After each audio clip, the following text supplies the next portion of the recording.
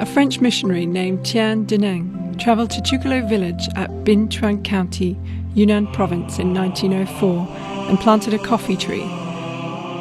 The tree not only survived, it proliferated and flourished. Coffee trees lived a quiet life within the Chucola village.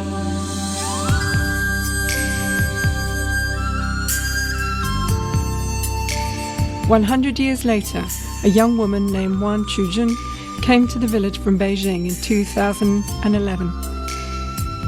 Over 100 years had passed, but Chucola village seemed frozen in time.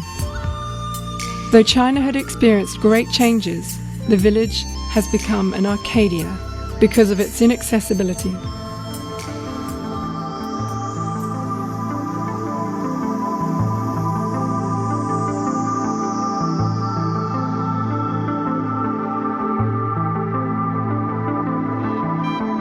The missionaries' unintended act was the beginning of a legendary story of Oriental coffee because of one's arrival.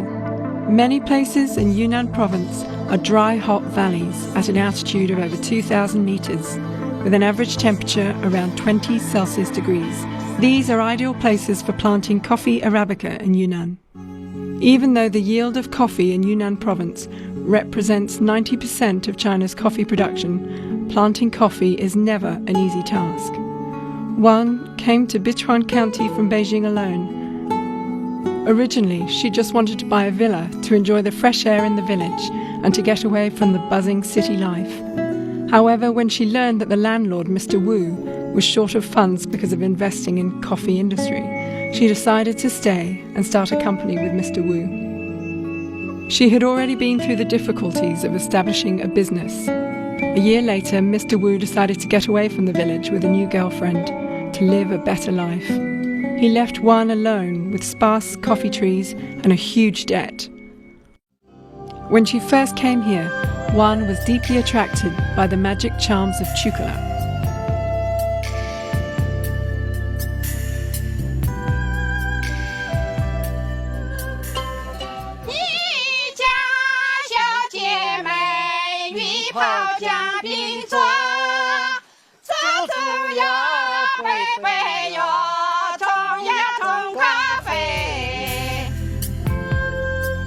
Touched by the ancient coffee forest and affected by the rustic lifestyle of its people.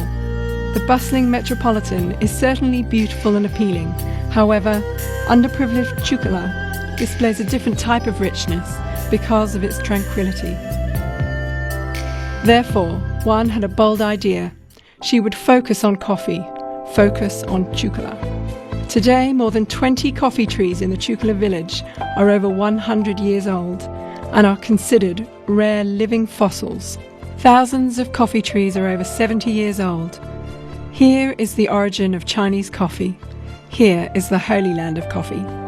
Wan has broadened her sights from the village to the hundreds of square kilometers in Binchuan area in order to brand Chucola as a unique Oriental coffee. Wan has started to build roads and expanded the planting area to over 1,600 acres by the application of drip irrigation.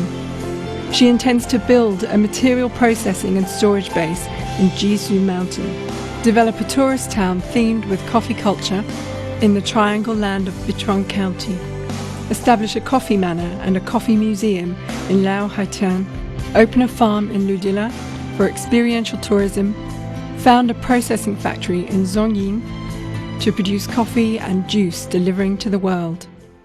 She has a very simple purpose, which is to help the people out of poverty and to plant the best coffee in the world. The calming nature of coffee provides relief from fatigue, brings us peace, but also ignites us with its caffeine. For a long time, coffee has been regarded as an imported item and even been resisted because of the humiliating part it has played in the history of China. Today, coffee has become part of our daily life.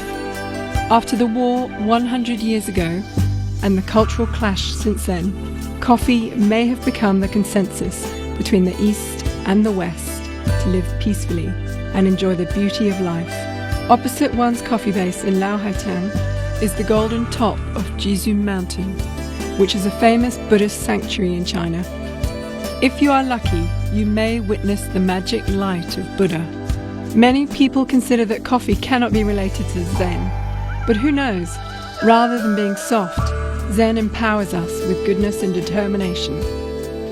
Isn't coffee the same? The common desire for the very best coffee in the East and the West will mean that the search will continue for another 100 years.